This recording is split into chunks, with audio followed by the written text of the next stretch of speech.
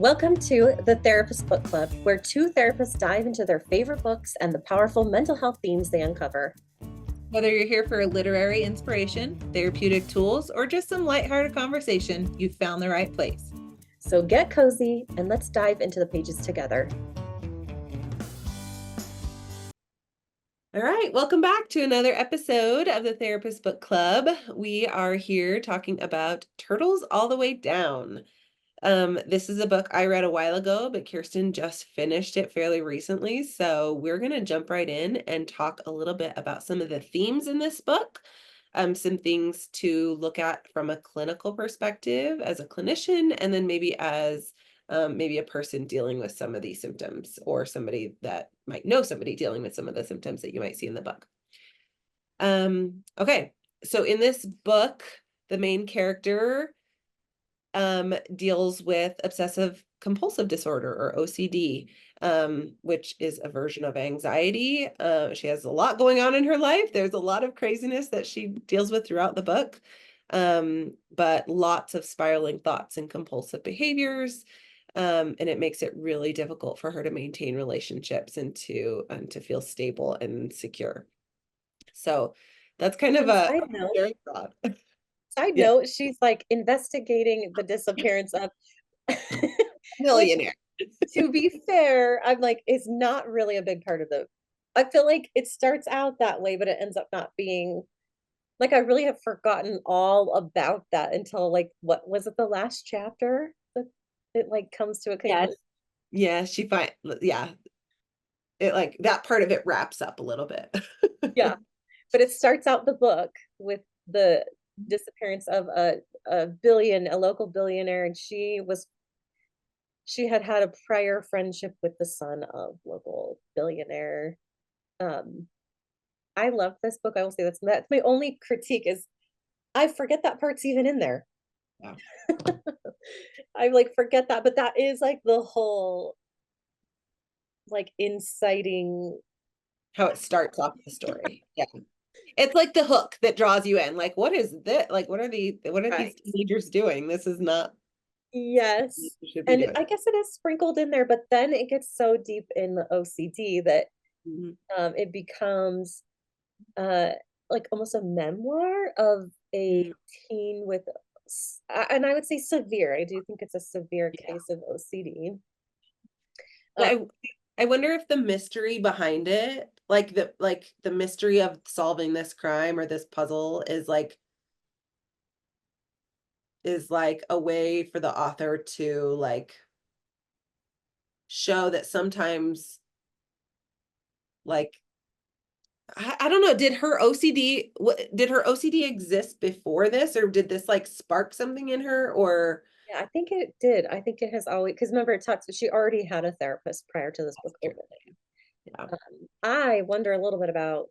She talks about the loss of her father, Mm-hmm. and loss of a caregiver can often be an impetus to kicking off OCD. Mm-hmm. Um, like I wonder for her, if I was her therapist, I would definitely be assessing for OCD and OCPD based on the loss of her father, which we find out she still goes back and listens to like she has his phone, and so you can tell that it's still unresolved, unprocessed, complicated grief and not just um bereavement, you know.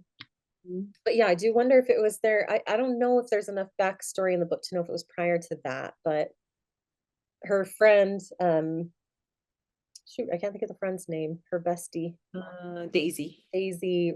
Daisy kind of reflects back to her that she's kind of always been this way. Yeah.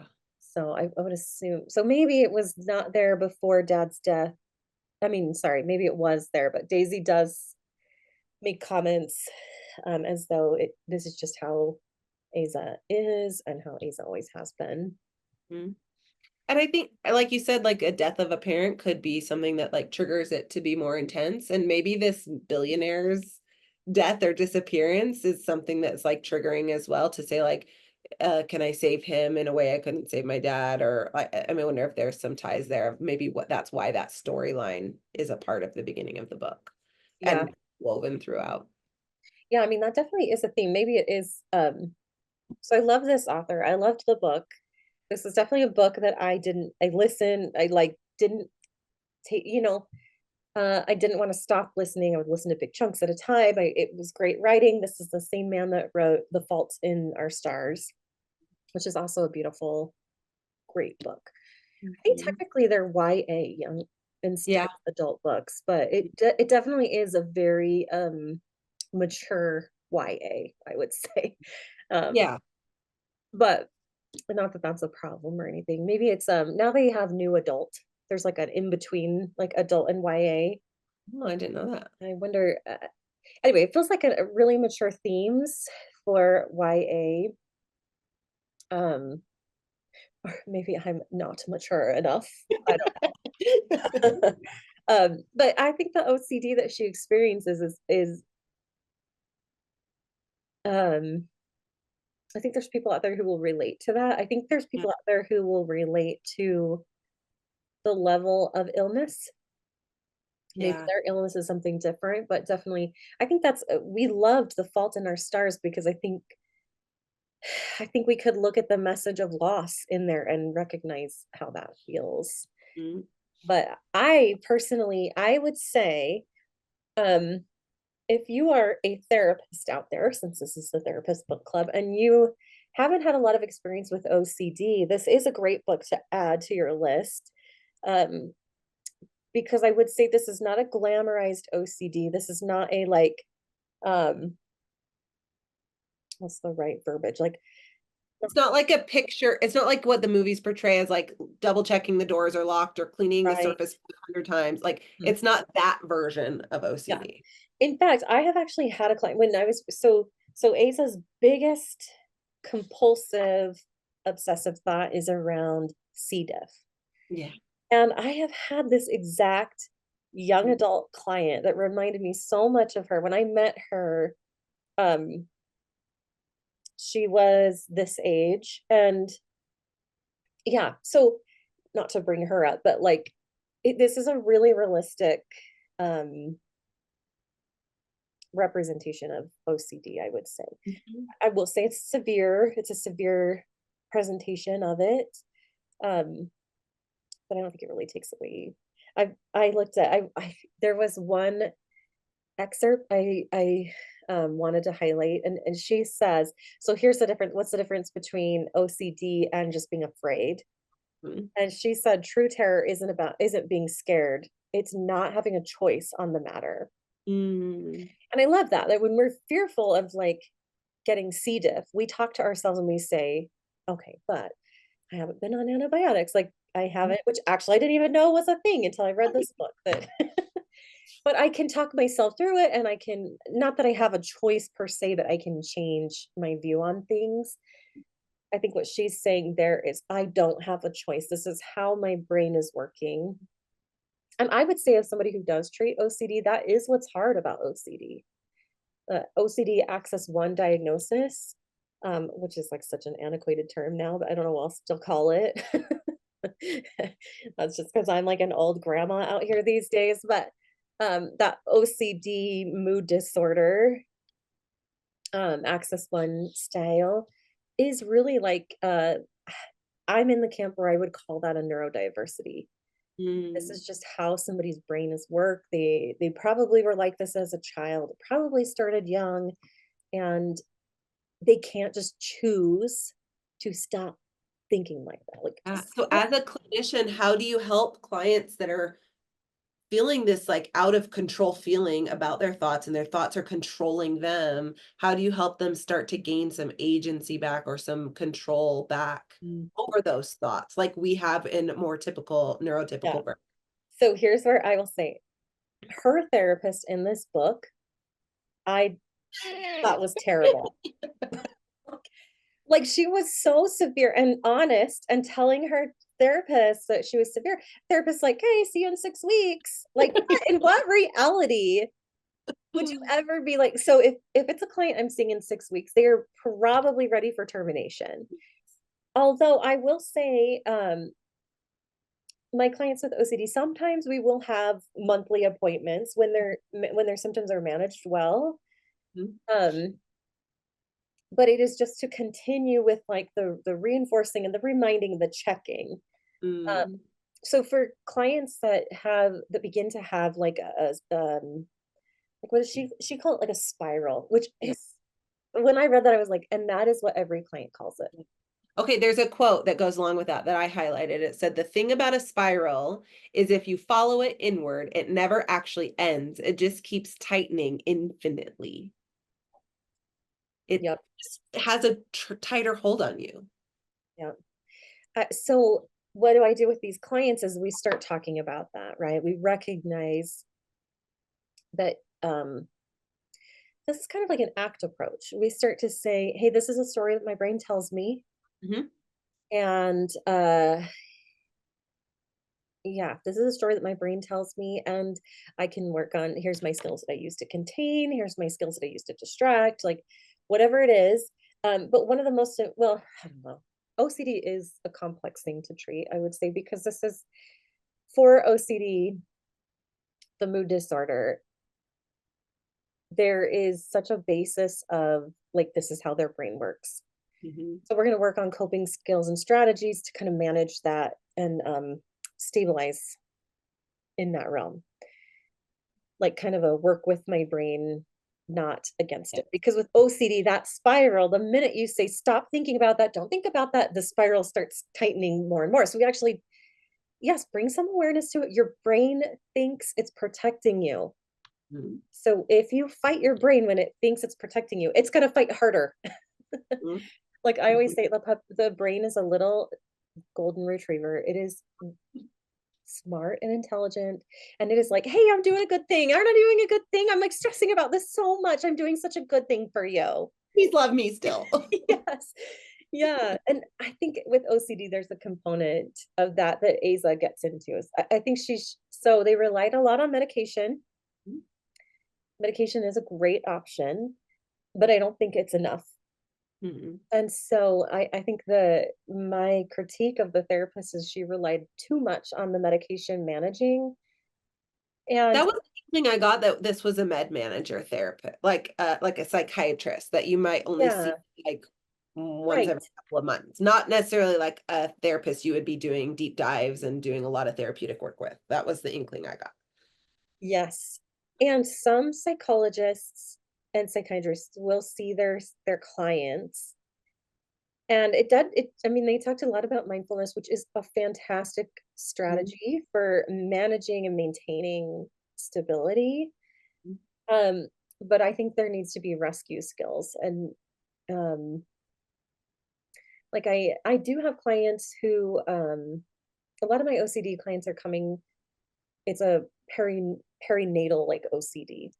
Mhm. And so there is a lot of germs, there's a lot of washing hands, there's a lot of worrying about transfer of germs.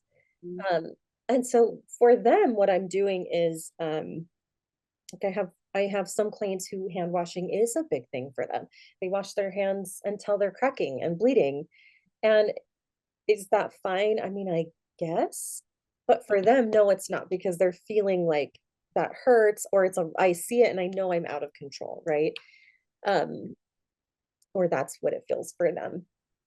So for them, a lot of times we set up like, okay, we're gonna start it when you I want you to be first aware, notice when that impulse is coming, that Mhm. I need to wash my hands, but I've already washed my hands and now I'm on hand wash number 3. Mhm. Um, Set a timer for 2 minutes, and we're going to not wash our hands for 2 minutes, but I'm not gonna make you white knuckle that. Mhm. We're gonna make a coping strategy for those 2 minutes. So this is distress tolerance. I need to Yes. figure out a way to tolerate the distress of not washing my hands. Mhm. And what am Yes. I going to do to tolerate that distress? And that in the story, we never, ever, ever heard her say anything like that other than they had breathing exercises. Mhm. And I do believe a breathing exercise could be part of that treatment plan. But as you saw in the book,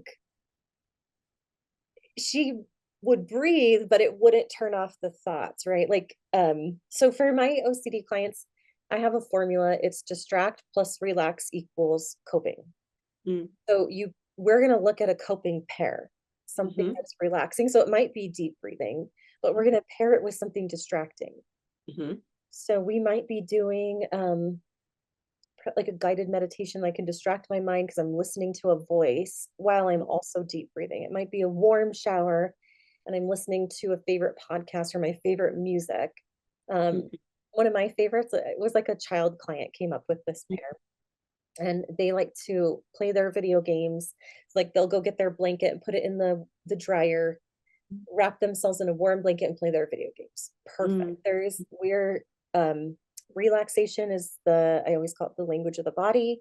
Mm-hmm. Distraction is talking to your mind. We pair those two things together. And in those 2 minutes, that's what we're doing. Mm-hmm.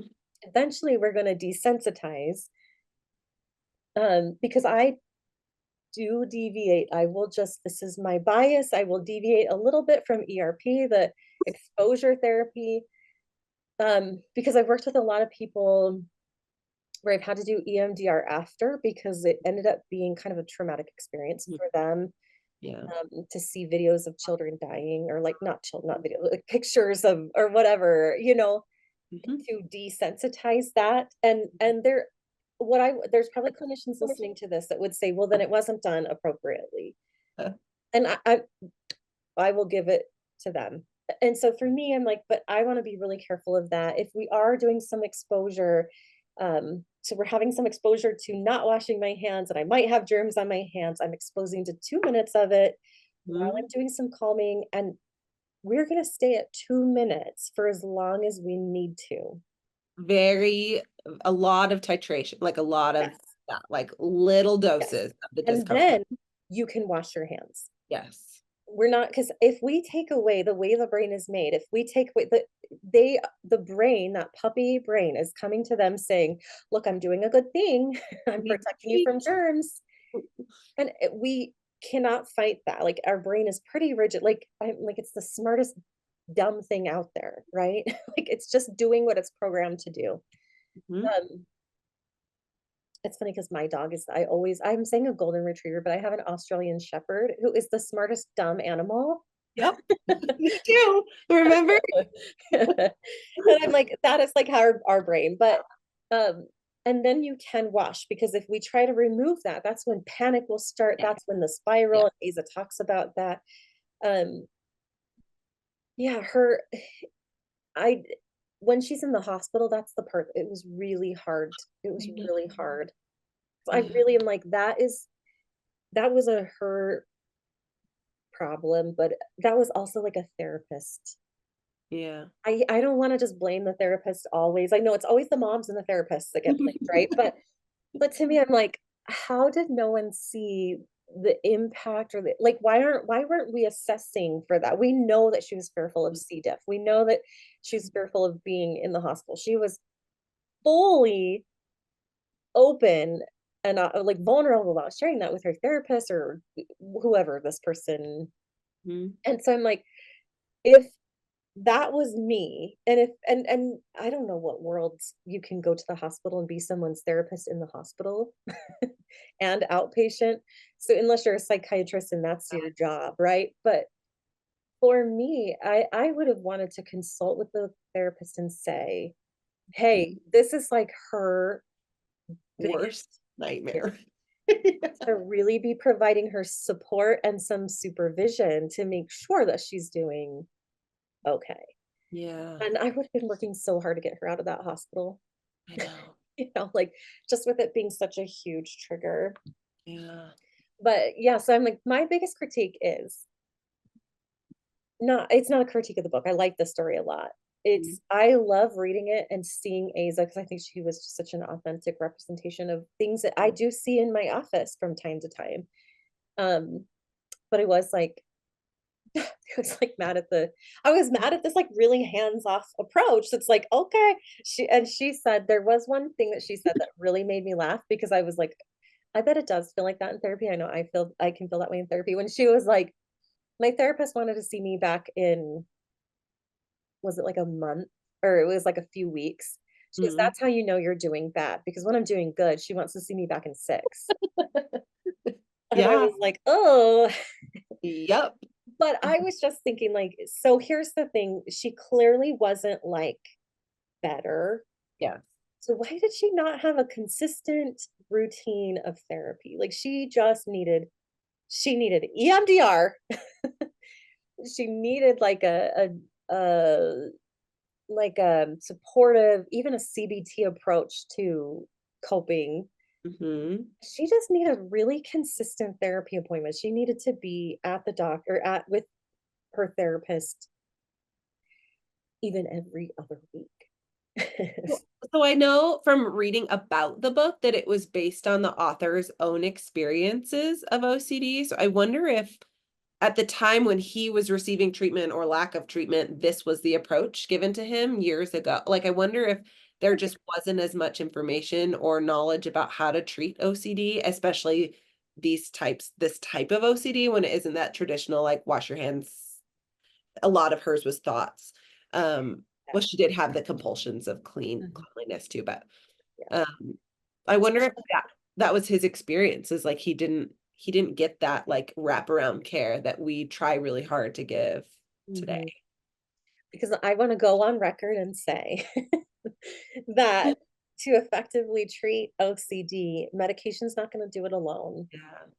And I don't know, maybe I would even say, I mean, the literature tells us that therapy and medication can be, some of the best treatment protocols for any, um, mental health diagnosis out there. Yeah. Yeah, because well, I think especially with OCD, there's a behavioral component to it. Mhm. We have to address the behavioral component and give some other strategies. And if we only medicate, we're not getting the actual coping skills. We're just minimizing the feel of it. And that you know what I think is so hard is in the field, I think therapists often will feel like, they don't feel as successful treating OCD. Mhm. Um, and I just want to take a second to say, and the difference between OCD and OCPD, Mhm. so obsessive compulsive personality disorder, Mhm. is basically this. I'm gonna boil it down really like Really simplified, I guess. I don't know. good. One is how like the mood disorder axis one is like how your brain is made. Mhm. This is like your how your brain is working. The personality disorder is typically like most personality disorders, trauma can be a big like people have experienced something traumatic and they develop obsessions, compulsions or rituals Mhm. that help them find safety and control Mhm. these out of control situations. Mhm. A lot of times in our therapy sessions, I'll see people with OCD participate in their compulsions and actually feel better. Mhm. I think that's what's hard about it. Reinforcing, yeah. Yeah, she wouldn't feel better until she participated in her ritual when she was making out with her. Mhm. I don't know if they ever called themselves boyfriend girlfriend, but when she Mhm. was kissing Davis and talked about germs and whatnot, it Mhm. wasn't until she completed her rituals that she felt better. With OCPD, I don't usually see that.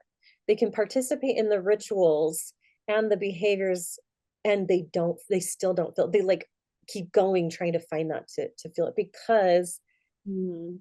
the fear, the trauma, the whatever, the out of control, unsafe thing is the problem. It's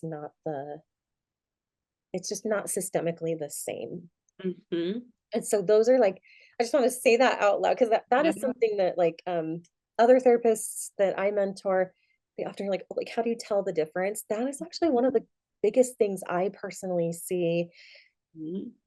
People get in on the comments and, correct me if you see Yeah. something else, but that is my OCD people, I treat more, I will be honest, more OCPD through EMDR, Mhm. than anything else. But that's why I think some people, well, why therapists can feel like it feels very hard to treat. Mhm. Um, because if you're an OCD individual, your brain might be wired this way. Yeah. It's the same as people with autism, ADHD. I even think some forms of depression, people can be wired that way. Mhm. And I will say that after we finished the book, I know I was texting you and like the one, or maybe it was Marco Polo, the one downside of this book is it didn't leave you with a lot of hope that you could overcome OCD. Like she kind of leaves it with, I guess I can't have relationships. Somebody like me can't have a relationship. The Mm, end. yeah, I wonder if that's because she didn't get the adequate therapeutic care she needed. Which I didn't know this book. That's like a good tidbit. I didn't know that this had a lot to do with John Green's own experience with OCD. Hmm. Because I'm like, so what does he do now? Yeah. Like, is he married? I don't actually know any of this stuff. Like, is he married? Like, does he have this experience? Um, yeah, I mean, I wonder if does he feel like, hey, John Green, if you're listening, give me a call. We'll have you on the pod. I know we'll talk, we'll ask you these questions. Yeah, I just felt like that was the letdown as a through the therapy lens where I'm like, I actually truly believe people can improve Mhm. their situation with OCD. And I believe that they can find stability. I believe that they can feel peace and happiness in their life. I see it all the time. And everybody has a different journey and pathway, right? Like it's not ever going to be totally linear like it wasn't for her, but she came to such a good place after that hospitalization that I'm like, oh my gosh, get this girl a different therapist. It's killing No. me. Yeah, I know we're out of time on this one, but another aspect of it was that I was like that really broke my heart was the mom's view or the mom like her relationship with her mom, and her mom was desperate to find her help and to get her help and to relieve her suffering in some way, and her mom felt hopeless also. That's true. Yeah. That's such a common theme too, though, right? If you have a child who's struggling with any mental health concerns, Yeah. it's such a challenging situation, right? Have you noticed? I'm like, oh man, the mom guilt stuff, right? Like, It's I always moms.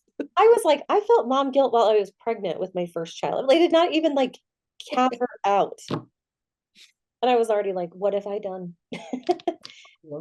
But I think about that though, like, the mom guilt that can happen if your child is struggling. Oh, it was you that I use this a lot in my therapy sessions. You said it to me one time and you're like, what are you afraid that this says about you that your child is struggling? And that was a slap in the face in such a good way. like like I say that all the it time to my clients, and they're like, "Oh." was. And then I tell my clients, like, my friend tells me this, but FYI, all my friends are therapists. Like, I don't know if I have hardly any that are not. So this is like common discussions for us, but I go back to that all the time. Mhm. Like people know I have a child that struggles with disability. So all the time I'm like, what?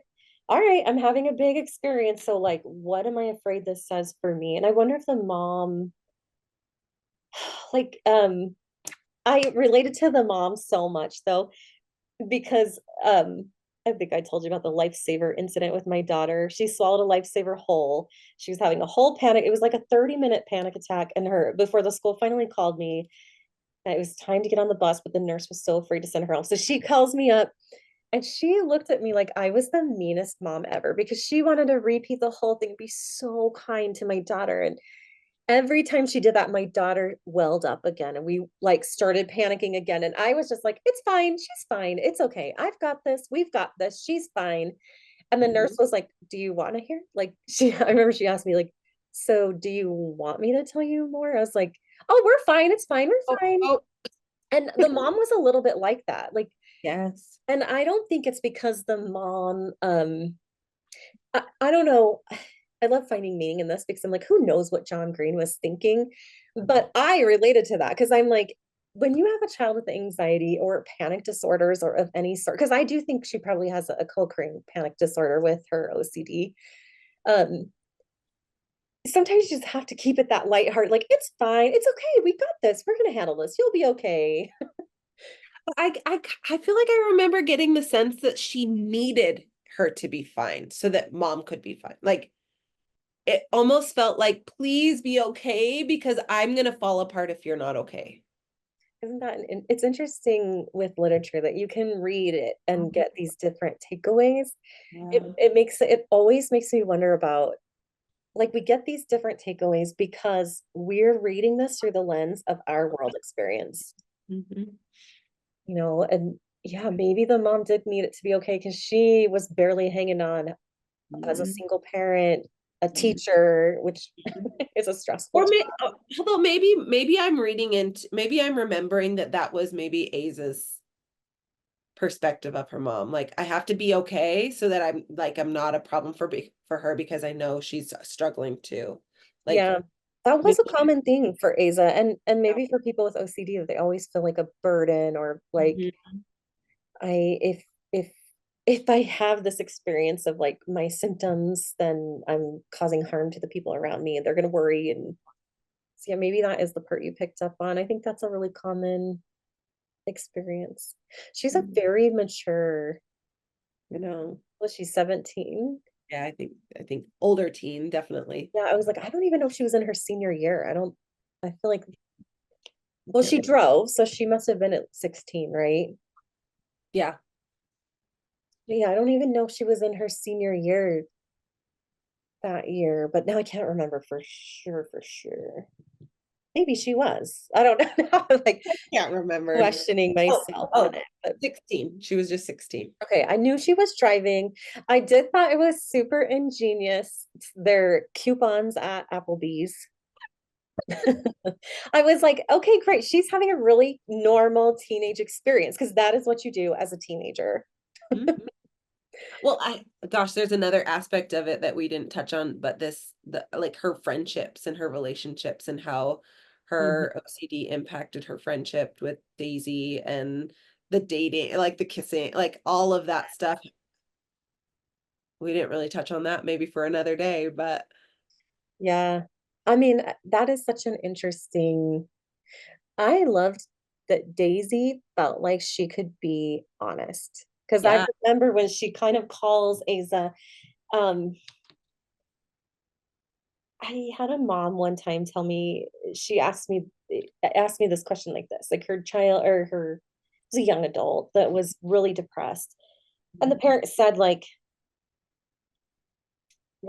when do I get upset with her, or when do I say, like, have compassion over this depression, right? Or like when, yeah, and I like, Daisy was so like, when we have mental health concerns, we still want to be treated as a human being. And I think that people can get annoyed, like I think Daisy was getting annoyed at how like egocentric it all was, and I've been there for you all these times and I'm just asking for a little bit. Mhm.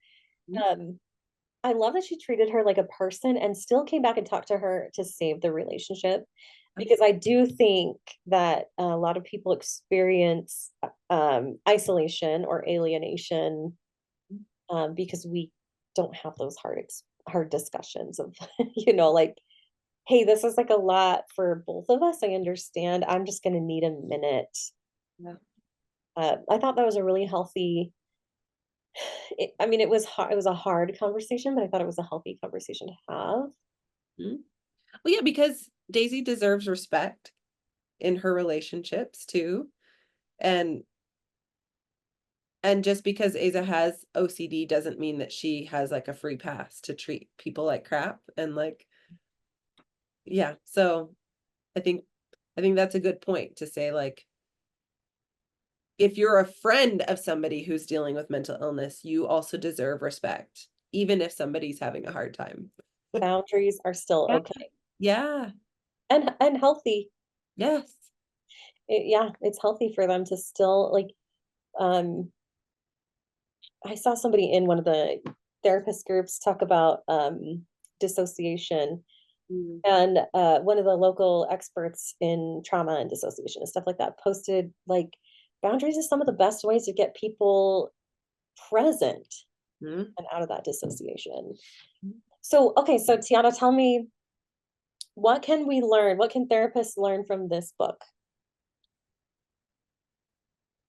I think breaking out of like the typical presentation of OCD to see beyond that like stereotypical in the movies representation of it, to see an example of how it affects somebody, like their internal struggle of it, that you might not see right away when the client comes to your office. They might not be ready to share all of this struggle with you right away, to get in their mind, so to speak. And then I really loved your point about how important appropriate care is. With somebody like her who was struggling so deeply, she needed a higher level of care and it wasn't provided to her for whatever, we don't know the reason, but I think it's really important that we provide the appropriate level of care for clients depending on their level of severity in their illness. Yep. How about you? I think it's actually a really good one of like, so how a good takeaway of like what to watch for, Mhm. because people with OCD can end up hospitalized. Mhm. And so what should we be watching for? What are the warning signs in that area? I think there's a great representation of what not to do. And I don't even think for the therapist, because I think the therapist in was if they were a medication management, um, anyway, I yeah, I think that that could have it just systemically that's not going to treat OCD. I think it was a really good like it's hard sometimes when you're a new therapist and you want to say, okay, so I'm curious about this, but you can't because of like that's more to feed my curiosity versus like your treatment. I think these books fill a really important need there that like then I can get curious about what's happening. It filled me with a lot of compassion. Like Yeah. how in the world did this girl manage this severity of OCD and go to school and be a friend and you know And I'd solve a mystery. right and why were they anyway I'm like I don't want to give away the ending but I at the end I was like why are they doing this like what Because what there's afterthought teenagers.